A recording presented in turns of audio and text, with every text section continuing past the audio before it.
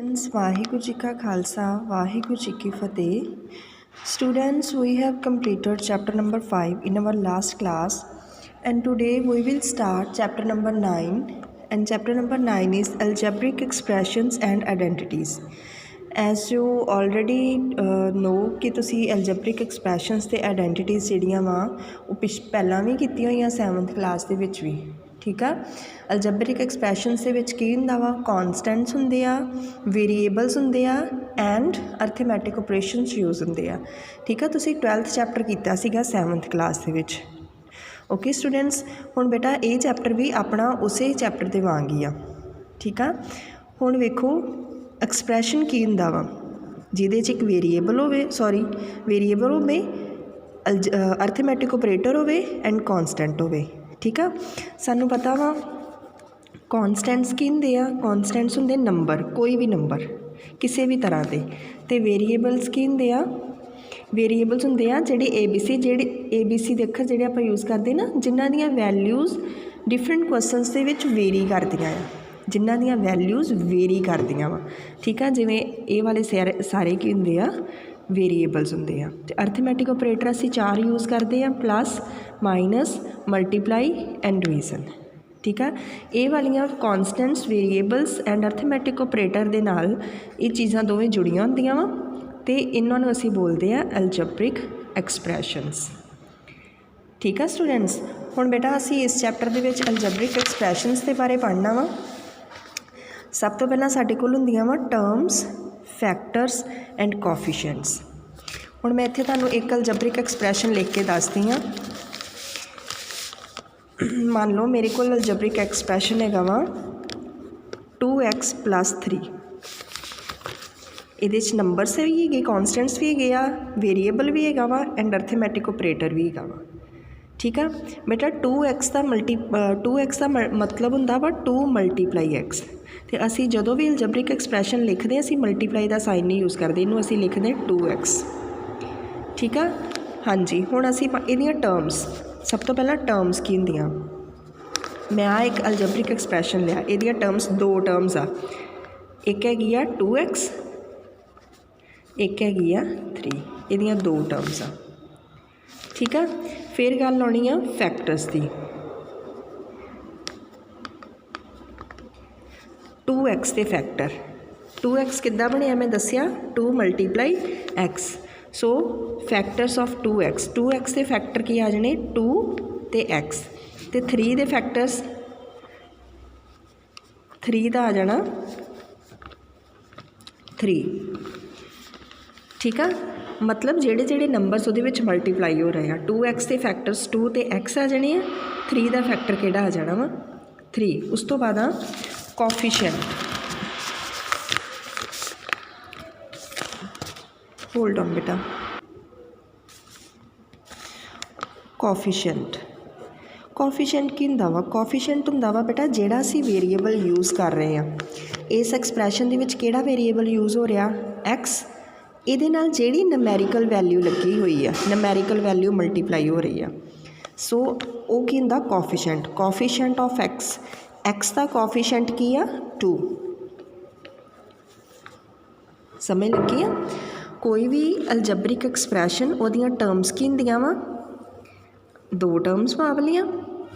Factors, इस term के factor 2x के है 2 एंड x, 3 के फैक्टर 3। फिर x का कोफिशिएंट, वेरीएबल वाली टर्म का कोफिशिएंट हुंदा, x का कोफिशिएंट की है 2। समटाइम्स ना सानू इदां एक्सप्रैशन दिता हुंदा वा x + 5। हुण वेखो जे कहो कि उन्होंने कहना इहदे विच कोफिशिएंट ऑफ x की आ, इहदे विच कोफिशिएंट ऑफ x दे नाल कोई नंबर नहीं हैगा। इट मीनस जदों कोई नंबर नहीं हुंदा, इट मीनस हुंदा 1। असीं कभी भी वेरीएबल दे नाल ना 1 लिखदे नहीं आ, ठीक है। 1 नूं असीं नहीं लिखदे, बट जदों कल्ला x हो इट मीनस उहदा कोफिशिएंट की होएगा 1 होएगा। ये चीज़ याद रखनी है कि बेटा कभी भी असी वेरीएबल दे नाल 1 यूज़ नहीं करते, जदों 1x होगा इट मीनस ओनली x, ठीक है। हाँ जी, हुण उस तो अगे तुसीं 7th विच भी पढ़िया सी मोनोमियल्स, बाइनोमियल्स एंड पॉलीनोमियल्स। ये बेटा हाईलाइट करो चीज़ां, सारियां अपनी बुक दे विच तुहानूं 1 मार्क्स वास्ते इंपॉर्टेंट हैगियां। Expression that contains only one term is called a monomial. Monomial की हुंदा वा? मोनोमियल हुंदा जिहदे विच सिर्फ एक टर्म हुंदी है, जिवें 2x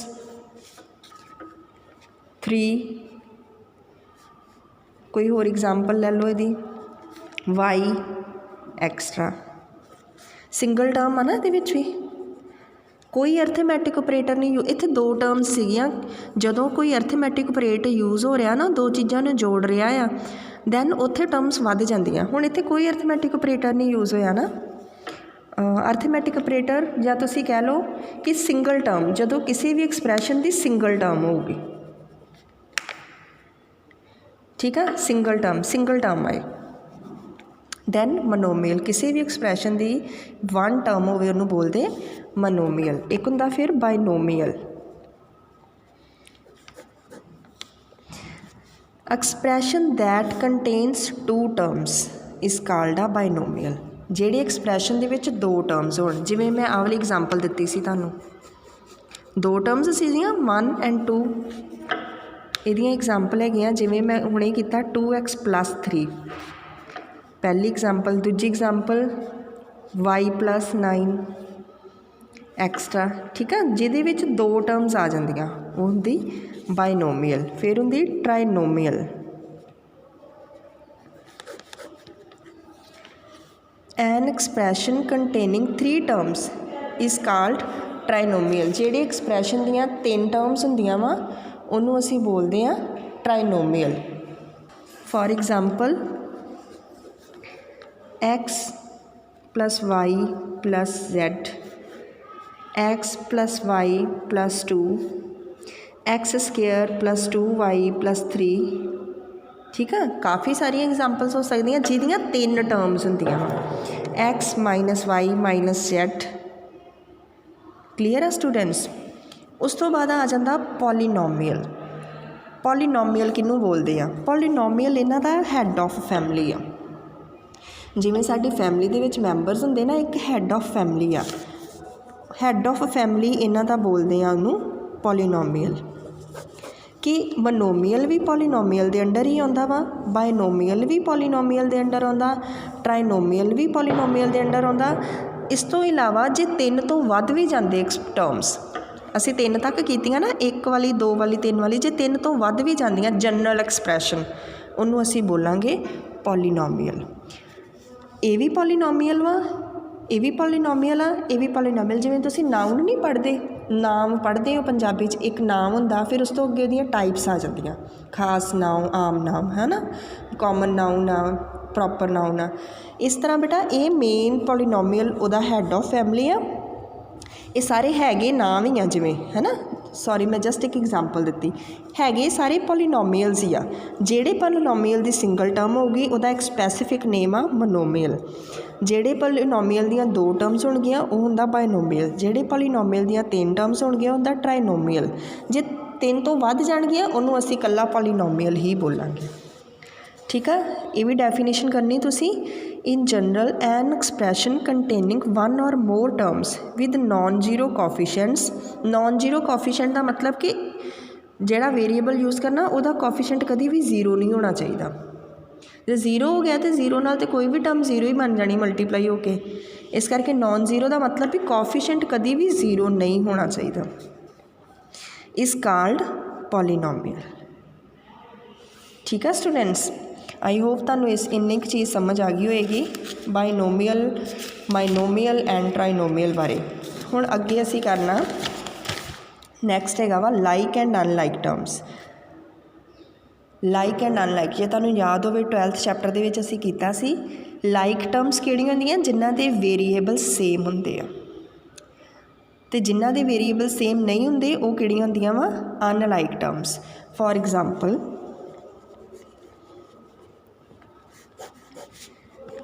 7x 5x, इन्हां दे वेरीएबल सेम आ, ये लाइक टर्म्स आ।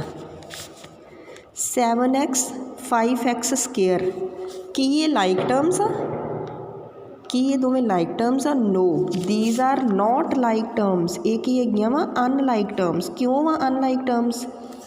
हैगा तो दोवां च ही एक्स वा, बट प्रॉब्लम ये आ इत्थे एक्स सिंगल वा, आ भी एक्स सिंगल आ, ये तां लाइक सीगियां। इहदे विच एक्स सिंगल आ बट इत्थे एक्स की पावर टू दा मतलब कि 2 टाइम्स वा एक्स। इत्थे सिंगल टाइम आ, इत्थे 2 टाइम्स आ, सो ये अनलाइक टर्म्स आ। ठीक है, फॉर एग्जाम्पल 7x 2y, ये तो वेरीएबल ही अलग अलग हो गए, ये भी अनलाइक आ। ठीक है, अलग अलग वेरीएबल हो गए, ये भी किहड़ी हैगी अनलाइक। उस तो अगे बेटा लाइक टर्म्स ते अनलाइक टर्म्स की क्लैरिफिकेशन हो गई। लाइक टर्म्स किहड़ियां हुंदियां वा जिन्हां दे वेरीएबल्स सेम हुंदे आ। अनलाइक टर्म्स किहड़ियां हुंदियां जिन्हां दे वेरीएबल्स सेम नहीं हुंदे और जिन्हां दियां पावर्स जे सेम वेरीएबल पावर्स सेम नहीं हुंदियां। ठीक है, हुण नैक्सट असी ऑलरेडी कीता सीगा addition and subtraction of algebraic expressions. Algebraic expressions की एडिशन एंड सबट्रैक्शन। ठीक है, एडिशन किवें करते हैं बेटा, दी आ वाली एग्जाम्पल्स भी तुसीं करनियां वा। ठीक है, मैं तुहानूं एक्सरसाइज समझाउंदी हाँ, वेखो। उस तो बाद बेटा एडिशन एंड सबट्रैक्शन जो तुहाडे नूमैरिकल पोर्शन आउंदा ना, सम आउंदी जो तुहाडे एक्सरसाइज दे विच मैं उदों एक्सप्लेन करदी, बट एग्जाम्पल्स भी तुसीं नाल करनियां। हुण असीं शुरू करांगे एक्सरसाइज 9.1।